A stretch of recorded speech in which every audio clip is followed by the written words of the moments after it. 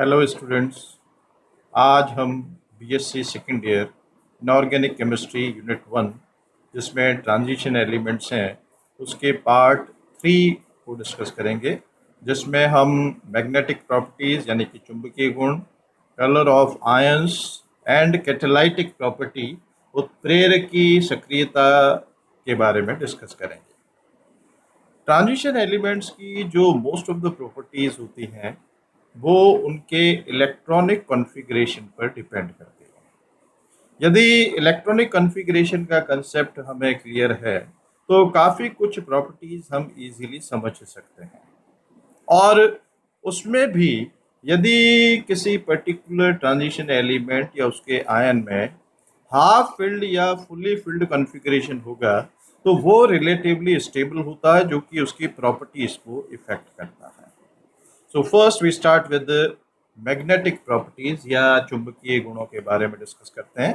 तो when a magnetic field is applied to substance, mainly two type of magnetic behavior are observed, either diamagnetic और paramagnetic।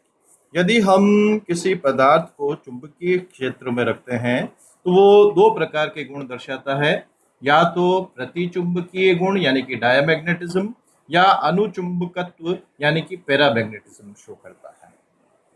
अब diamagnetic substances क्या हैं? They are repelled by applied field by the paramagnetic substances are attracted. जो diamagnetic या प्रतिचुंबकीय पदार्थ होते हैं they are repelled by applied magnetic field, जो हम चुंबकीय क्षेत्र लगाते हैं उससे प्रतिकर्षित होते हैं। जबकि अनुचुंबकत्व या पैरामैग्नेटिक बिहेवियर वाले जो पदार्थ हैं वो चुंबकीय क्षेत्र में आकर्षित होते हैं। यानी कि यदि हम पदार्थ को चुंबकीय क्षेत्र में रखते हैं तो यदि उस क्षेत्र की तीव्रता या तो अपेक्षाकृत कम हो जाती है और ये चुंबकीय बल रेखाओं को यानी कि मैग्नेटिक लाइंस ऑफ फोर्सेस को प्रतिकर्षित करते हैं या चुंबकीय क्षेत्र में प्रतिकर्षित होते हैं, तो उसको हम डायमैग्नेटिक पदार्थ या प्रतिचुंबकीय यौगिक कहते हैं। और ये नॉर्मली युग्मित इलेक्ट्रॉनों के कारण होता है। It is observe mainly due to pairing of electron, क्योंकि उसमें जो दो इलेक्ट्रॉन होते हैं वो विपरीत दिशा में चक्रण करते हैं। They have anti parallel spin. परंतु यदि पदार्थ को चुंबकीय क्षेत्र में रखने पर ये चुंबकीय रेखाओं को या मैग्नेटिक लाइंस ऑफ फोर्सेस को आकर्षित करता है या चुंबकीय क्षेत्र में आकर्षित होता है, तो हम उसको अनुचुंबकीय पदार्थ या पैरामैग्नेटिक सब्सटेंस कहते हैं। And substances which are attracted very strongly are said to be paramagnetic. जो कि बहुत ज़्यादा बल से आकर्षित होते हैं उनको हम फेरोमैग्नेटिक के नाम से भी जानते हैं। ये पैरामैग्नेटिक का ही पार्ट है which has high paramagnetic value, और क्योंकि ये मेनली आयरन या फेरस शो करता है इसलिए इस गुण को फेरोमैग्नेटिक के नाम से भी जाना जाता है। तो in fact ferromagnetism is extreme form of paramagnetism. Paramagnetism का ही एक्सट्रीम फॉर्म जो है वो पैरामैग्नेटिज्म के नाम से, फेरोमैग्नेटिज्म के नाम से जाना जाता है। Most of the transition elements and their compounds show paramagnetism। अधिकतर जो ट्रांजिशन एलिमेंट या संक्रमण तत्व और उसके यौगिक जो हैं वो अनुचुंबकीय गुण दर्शाते हैं। और अनुचुंबकीय गुण जो है या paramagnetism it arises from the presence of unpaired electron, क्योंकि उनमें अयुग्मित इलेक्ट्रॉन होते हैं। And each such electron has a magnetic movement. प्रत्येक इलेक्ट्रॉन जो है जो कि अयुग्मित अवस्था में होता है उसका कुछ चुंबकीय आघूर्ण होता है, मैग्नेटिक मूवमेंट होता है। The magnetic movement of any transition element or its compounds is given by formula mu s is equal to under root n into n plus 2, और इसकी इकाई होती है बोर मैग्नेटॉन। बोर मैग्नेटॉन के रूप में हम इसको प्रदर्शित करते हैं। यहाँ पर म्यू एस क्या है? स्पिन मैग्नेटिक मूवमेंट, क्योंकि नॉर्मली क्या होता है जो इलेक्ट्रॉन होते हैं they are in spinning position, यानी कि वो नाभिक के चारों ओर भी चक्कर लगाते हैं और अपने अक्ष पर भी चक्कर लगाते हैं, जिसको स्पिनिंग पोजीशन कहते हैं। तो दोनों ही प्रकार के मूवमेंट के कारण मैग्नेटिक बिहेवियर जनरेट होता है। और जो स्पिन के कारण से जो मैग्नेटिक मूवमेंट जनरेट होता है उसको हम स्पिन मैग्नेटिक मूवमेंट कहते हैं, जिसको इस फॉर्मूला से रिप्रेजेंट करते हैं। और जहां एन क्या है, where n is the number of unpaired electron, जहां एन अयुग्मित इलेक्ट्रॉनों की संख्या है। Although n electron behaves like a tiny magnet, क्योंकि जब भी कोई आवेशित कण गतिमान अवस्था में होता है, whenever A charge particle is in moving position, it creates magnetic field around it. इसके चारों ओर एक चुंबकीय क्षेत्र जो है जनरेट होता है। और क्योंकि इलेक्ट्रॉन्स तो जैसा बताया स्पिनिंग पोजीशन में होते हैं, वो गतिमान अवस्था में नाभिक के चारों ओर भी है और अपने अक्ष पर भी है, तो इस कारण से जो प्रत्येक इलेक्ट्रॉन किसी परमाणु का होता है वो एक छोटे चुंबक के रूप में कार्य करता है। Two electrons that are opposite in spin cancel each other. यदि इलेक्ट्रॉन पेयर्ड फॉर्म में होगा तो दोनों की स्पिन डायरेक्शन अपोजिट होगी, अपोजिट डायरेक्शन में मैग्नेटिक फील्ड क्रिएट होगा जो कि एक दूसरे को कैंसिल कर देते हैं, उदासीन कर लेते हैं। Only atoms with unpaired electrons exhibit magnetic susceptibility। यदि उसमें अयुग्मित इलेक्ट्रॉन है तो ही उसमें मैग्नेटिक ससेसिबिलिटी होगी। A paramagnetic substance is one that is weakly attracted by a magnetic field, usually the result of unpaired electron। जैसा बताया अनपेड इलेक्ट्रॉन के कारण होता है, जबकि डायामैग्नेटिज्म जो है या प्रतिचुंबकीय गुण जो है वो पेड इलेक्ट्रॉन के कारण से होता है। अब ये एक टेबल दे रखी है जिसमें डिफरेंट आयंस का इलेक्ट्रॉनिक कॉन्फ़िगरेशन दे रखा है। ये आयंस है, उनका इलेक्ट्रॉनिक कॉन्फ़िगरेशन, उसमें अयुग्मित इलेक्ट्रॉन कितने हैं और उसके चुंबकीय आघूर्ण का मान कैलकुलेटेड, जो अभी फॉर्मूला बताया था उस फॉर्मूला में अनपेड इलेक्ट्रॉन की संख्या है उसके आधार पर, और ऑब्जर्व्ड वैल्यू, प्रैक्टिकली जो ऑब्जर्व्ड वैल्यू है मैग्नेटिक मूवमेंट की बोर मैग्नेट्रॉन में, उसको दर्शाया गया है। तो ये जो कैलकुलेटेड वैल्यू है, ऑब्जर्व्ड वैल्यू है, दे आर ऑलमोस्ट सिमिलर, उनका मान जो है वो लगभग समान है। The paramagnetism first increases in any transition element series। यदि ट्रांजिशन एलिमेंट सीरीज चाहे कोई सी भी हो, उसमें हम यदि आगे की तरफ जाते हैं तो उसमें पैरामैग्नेटिज्म जो है उसका गुण बढ़ता जाता है, and then it decreases and the maximum paramagnetism is seen around the middle of the series. क्यों? क्योंकि हम जैसे जैसे आगे की तरफ बढ़ते जाते हैं किसी ट्रांजिशन एलिमेंट सीरीज में, तो अयुग्मित इलेक्ट्रॉनों की संख्या बढ़ती जाती है, और फिर एक स्थिति के बाद, मैंगनीज के बाद, अयुग्मित इलेक्ट्रॉनों की संख्या जो है वो कम होती जाती है।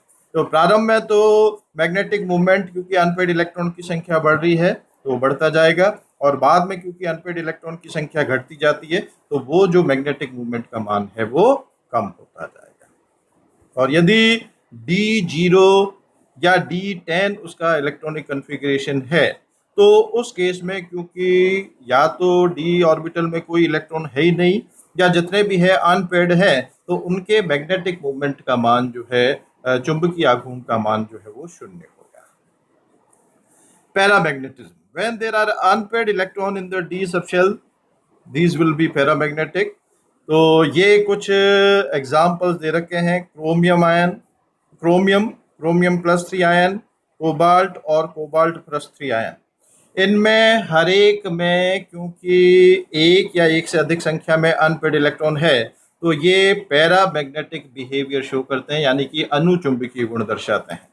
जबकि जिंक या कॉपर प्लस आयन या जिंक +2 आयन, इसमें कोई भी अयुग्मित इलेक्ट्रॉन नहीं है, तो ये डायामैग्नेटिक नेचर या प्रतिचुंबकीय गुण दर्शाता है।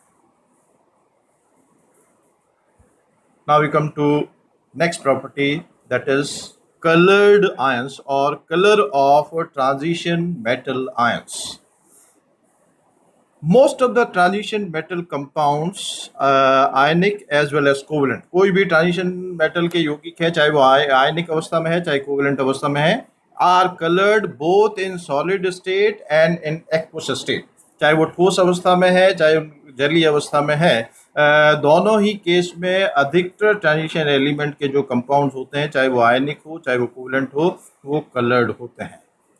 Generally, the elements or ions having unpaired electron produces colored compound। सामान्यतया इसमें भी जैसा शुरू में मैंने कहा था कि अधिकतर जो प्रॉपर्टीज हैं ट्रांजिशन एलिमेंट कंपाउंड्स की, वो इलेक्ट्रॉनिक कॉन्फ़िगरेशन पर डिपेंड करती हैं, उसमें कितने इलेक्ट्रॉन हैं और उन इलेक्ट्रॉन्स में भी कितने पेयर्ड फॉर्म में हैं, अनपेयर्ड इलेक्ट्रॉन फॉर्म में हैं। तो अधिकतर जो प्रॉपर्टीज हैं वो इसी पर डिस्कस करती हैं। तो जनरली द एलिमेंट्स और आयन हैविंग अनपेयर्ड इलेक्ट्रॉन, जिनमें अयुग्मित इलेक्ट्रॉन होते हैं जिसकी संख्या एक या एक से अधिक होती है, वो रंगीन होते हैं, कलर्ड होते हैं। The complexes of the D block metal ions are usually colored, except very often those of D0 and D10 metal ions, जिनमें ट्रांजिशन एलिमेंट जो मेटल फॉर्म में है या आयनिक फॉर्म में है, यदि उसका इलेक्ट्रॉनिक कन्फिग्रेशन D0 या D10 है तो वो कलरलेस या बहुत ही लाइट कलर के होते हैं। परंतु जिनका इलेक्ट्रॉनिक कन्फिग्रेशन इन दो के अलावा D1 या D2 से लेकर के D9 तक है, जिसमें कि एक या एक से अधिक संख्या में अयुग्मित इलेक्ट्रॉन है, तो वो साधारणतया रंगीन होते हैं। Electronic transition of D electrons with in the D shell, तो जो इन आयंस का कलर होता है, रंग होता है, वो रंग होता है, पहला कारण है electronic transition of D electron with in the D subshell. अभी हम crystal field theory of complexes discuss करेंगे।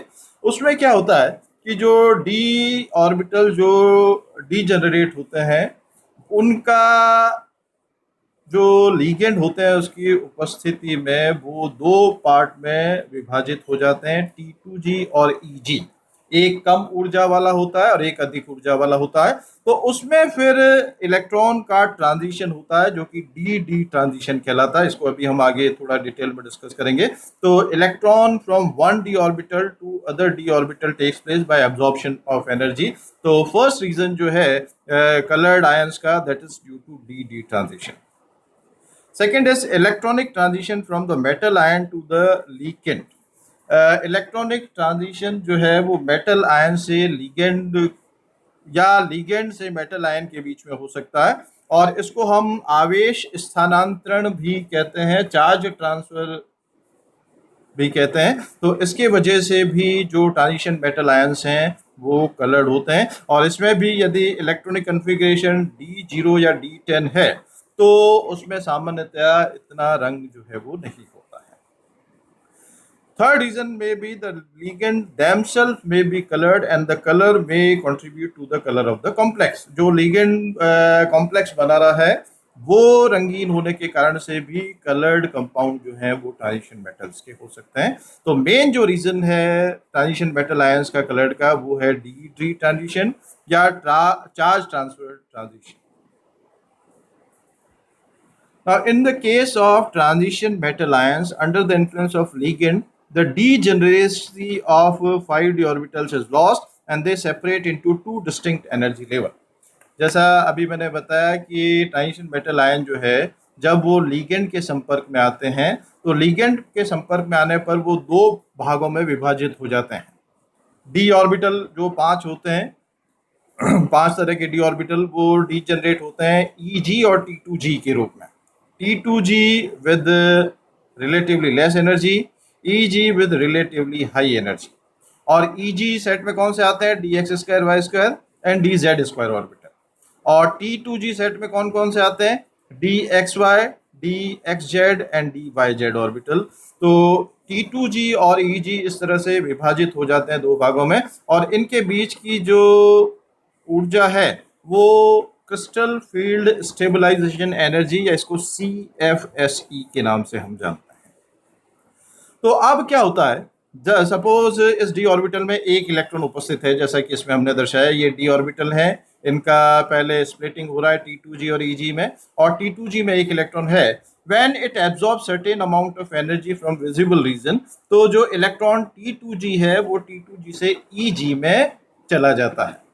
अब जब ये एनर्जी एब्जॉर्ब कर रहा है ऑफ सर्टेन वेवलेंथ, तो जो ट्रांसमिटेड लाइट होगी वो ट्रांसमिटेड लाइट जो है वो अलग वेवलेंथ की होगी, और उसके वजह से जो हमारे आंखों तक लाइट पहुंचेगी वो कलर्ड होती है, रंगीन होती है, जिसको हम कॉम्प्लीमेंट्री कलर या पूरक रंग के नाम से भी जानते हैं। जैसा कि हम जानते हैं कि जो वाइट लाइट है वो 7 रंगों का मिश्रण होता है। कौन कौन से? Violet, indigo, blue, green, yellow, orange and red. तो किस तरंग दैर्ध्य की किस वेवलेंथ की लाइट को वो एब्जॉर्ब कर रहा है, उसके आधार पर उसका कॉम्प्लीमेंट्री कलर जो है वो डिपेंड करेगा। So when white light is incident on a transition metal ion, the electron in the lower energy d orbital set absorbs certain radiation and gets promoted to the d orbital set of higher energy.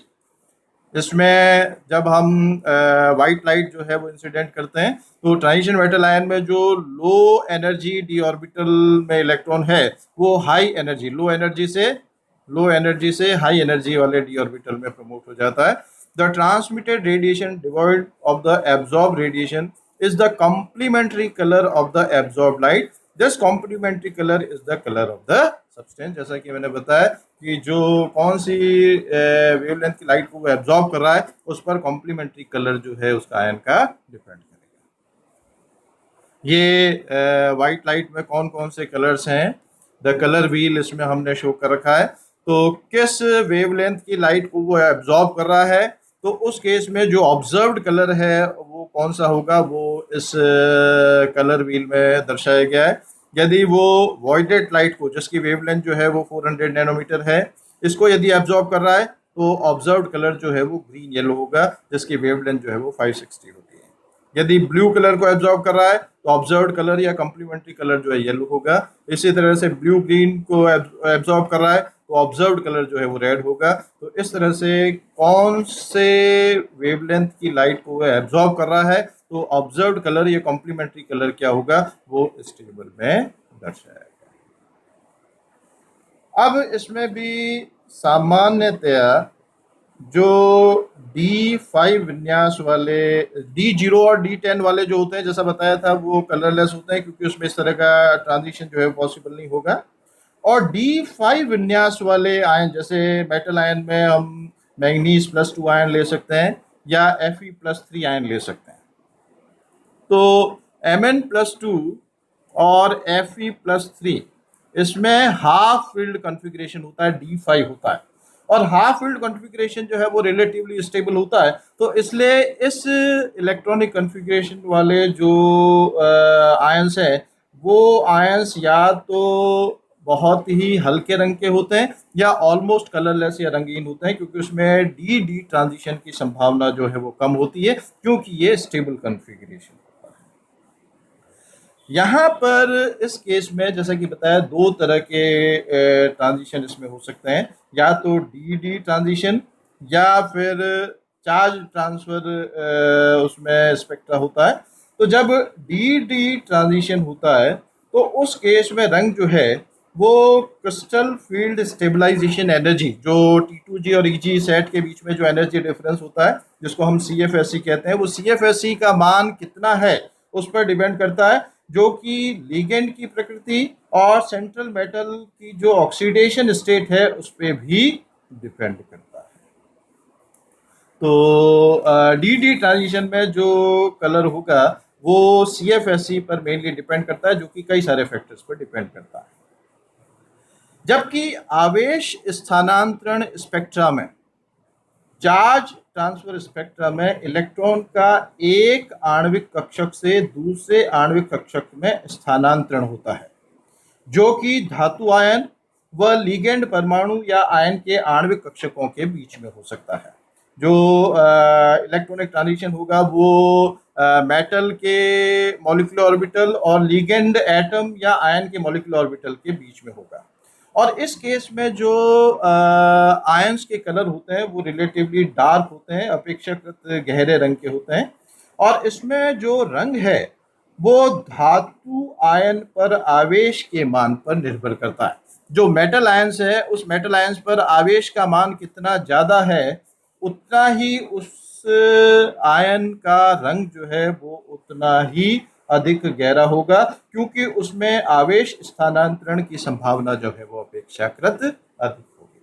तो इस तरह से जो transition metal ions का colour जो है वो भी मेनली इलेक्ट्रॉनिक कॉन्फ़िगरेशन क्या है उस पर डिपेंड करता है। अब हम आते हैं नेक्स्ट प्रॉपर्टी पर, कैटालाइटिक प्रॉपर्टी या कैटालाइटिक एक्टिविटी या उत्प्रेरक सक्रियता पर। इसमें उदाहरण के तौर पर कॉन्टैक्ट प्रोसेस में वेनेडियम, जो सल्फ्यूरिक एसिड के लिए हम काम में लेते हैं, उस कॉन्टैक्ट प्रोसेस में वेनेडियम का ऑक्साइड V2O5 वेनेडियम पेंटाऑक्साइड काम में आता है। हेबर प्रोसेस ऑफ अमोनिया जो है उसमें हम फाइनली डिवाइडेड आयरन का महीन चूर्ण जो है वो उत्प्रेरक के रूप में काम में लेते हैं। जो उत्प्रेरकी हाइड्रोजनीकरण होता है हाइड्रोकार्बन एल्कीन और एल्काइंस का, उसमें हम निकल कैटलिस्ट जो है वो काम में लेते हैं। कोबाल्ट जो है सिंथेसिस ऑफ गैसोलीन यानी कि पेट्रोल का जो सिंथेसिस है उसमें हम कोबाल्ट जो है वो कैटलिस्ट के रूप में काम में लेते हैं। जितने भी ऑलमोस्ट ट्रांजिशन एलिमेंट्स हैं वो मेटेलिक फॉर्म में या उनके कंपाउंड जो हैं वो उत्प्रेरक के रूप में काम में आते हैं। जैसे आयरन का हम लें तो आयरन का फेरस सल्फेट जो है वो हम फेरस सल्फेट को फेंटन अभिकर्मक के रूप में काम में लेते हैं। मैंगनीज को मैंगनीज एसीटेट के रूप में कई ऑक्सीकरण अभिक्रियाओं में हम काम में लेते हैं। टाइटेनियम को जिगलर नाटा उत्प्रेरक में टाइटेनियम टेट्राक्लोराइड के रूप में काम में लेते हैं।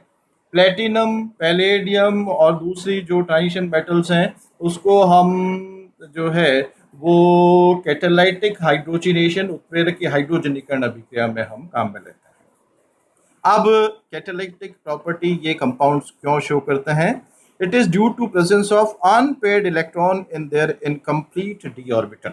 जो उनके डी ऑर्बिटल होते हैं वो अपूर्ण होते हैं, उनके पास अनपेयर्ड इलेक्ट्रॉन होते हैं। तो अनपेयर्ड इलेक्ट्रॉन होने के कारण वो एक या एक से अधिक संख्या में इलेक्ट्रॉन को त्याग सकते हैं और इस कारण से ये उत्प्रेरक के रूप में काम में लेते हैं। साथ ही साथ में इनमें जो ट्रांजिशन मेटल्स होते हैं वो रिक्त डी कक्षक होते हैं, they have vacant D orbital. तो रिक्त डी कक्षक होने के कारण ये इलेक्ट्रॉन को ग्रहण भी कर सकते हैं। तो इसका मतलब क्या है कि ट्रांजिशन मेटल आयंस की इलेक्ट्रॉन को ग्रहण करने की प्रवृत्ति भी होती है, इलेक्ट्रॉन को त्यागने की प्रवृत्ति भी होती है, और साथ ही साथ में इनमें वेरिएबल ऑक्सीडेशन स्टेट होती है, जिसको हम पहले ही डिस्कस कर चुके हैं। परावर्ती ऑक्सीकरण अवस्थाएं इनमें होती हैं। तो इन तीन गुणों के कारण जो ट्रांजिशन एलिमेंट्स हैं वो कई अभिक्रियाओं में उत्प्रेरक के रूप में काम करते हैं। And they also provide large surface area with free valency. इनका जो पृष्ठ क्षेत्रफल है, सरफेस एरिया है, वो काफ़ी है, क्योंकि जो हेट्रोजीनियस कैटालिसिस होती है उन हेट्रोजीनियस कैटालिसिस में जो कैटालिस्ट की सरफेस है उस पर रिएक्शन होती है। तो जब सरफेस एरिया या पृष्ठ क्षेत्रफल ज़्यादा होगा तो वो बेहतर कैटालिस्ट के रूप में काम करता है। अब गुड कैटालिस्ट क्या होता है? A good catalyst is the chemical substance that increases rate of a chemical reaction. Normally catalyst हालांकि रेट को कम भी कर सकते हैं जो नेगेटिव कैटालिस्ट कहलाते हैं, पर in most of the reaction they increases rate of chemical reaction, वो अभिक्रिया की दर को बढ़ा देते हैं। Transition metals are good catalysts because they tend to withdraw electron from the reagent depending on the nature of the reaction. वो जो है रिएजेंट से इलेक्ट्रॉन विड्रॉ भी कर सकते हैं या इलेक्ट्रॉन दे भी सकते हैं, तो जो कि नेचर ऑफ रिएक्शन पर डिपेंड करता है। The ability to interchange between the oxidation states and be a good source of electron that make transition element good catalyst. क्योंकि इनमें परावर्ती ऑक्सीकरण अवस्था हो सकती है। ऑक्सीकरण अवस्था सपोज पर्टिकुलर किसी की +2 है तो +2 से +1 में भी चेंज हो सकता है, +3 में भी चेंज हो सकता है, +4 में भी चेंज हो सकता है। तो इस परावर्ती ऑक्सीकरण अवस्थाओं के कारण भी ये जो ट्रांजिशन एलिमेंट्स हैं ये बेहतर उत्प्रेरक के रूप में कार्य करते हैं। अब इसमें होमोजीनियस कैटालिसिस और हेट्रोजीनियस कैटालिसिस, दो तरह की कैटालिसिस है। होमोजीनियस कैटालिसिस का मतलब क्या है? All the catalyst and reactants are in the same phase, यानी कि जो उत्प्रेरक है और जितने भी क्रियाकारक है वो एक ही भौतिक अवस्था में है, तो वो होमोजीनियस कैटालिसिस कहलाती है। And so the catalysations can happen throughout the bulk of the reaction medium. तो होमोजीनियस कैटालिसिस में भी ये काम में आता है। अब हेट्रोजीनियस कैटालिसिस क्या है? The catalyst and reactants are in different phase, जिसमें कि उत्प्रेरक और क्रियाकारक दोनों अलग अलग भौतिक अवस्थाओं में हो। जैसे निकल जो है वो ठोस होता है, निकल catalysing the hydrogenation of alkene, अब एल्कीन्स गैस अवस्था में है, हाइड्रोजन गैस अवस्था में है, पर निकल जो कैटलिस्ट के रूप में काम में आ रहा है ये ठोस अवस्था में है। तो ये जो कैटालिसिस है ये हेट्रोजीनियस कैटालिसिस है।